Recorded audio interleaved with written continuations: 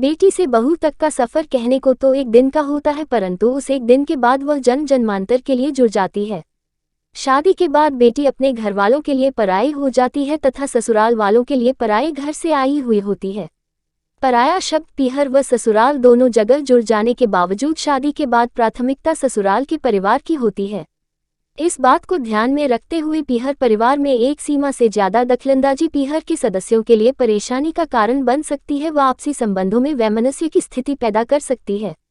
पीहर में भी भाभी हो सकती है जिसके लिए वह परिवार प्राथमिक होता है एवं ज्यादा हस्तक्षेप उसके लिए अस्वीकार्य हो सकता है। पीहर के बारे में ज्यादा ध्यान रखने वाली महिला ससुराल में भी सुखी नहीं रह सकती है। अतः पीहर व ससुराल दोनों जगह के सदस्यों के साथ साथ स्वयं की खुशी के लिए यह नितांत जरूरी है कि व्याहता बेटियां अपने पीहर परिवार के मामलों में एक सीमा से ज्यादा हस्तक्षेप न करे। अधिकांश मामलों में जब बेटी का ससुराल नजदीक या एक ही शहर में होता है तो पीहर वालों की बेटी के ससुराल परिवार में बार बार दखलंदाजी बेटी का बसा बसाया घर उजाड़ सकती है। जब कोई ब्याहता बेटी मायके पर अपना आधिपत्य जताती है तो वहां भी नंद भाभी में विवाद के अंकुर फूटने लगते हैं।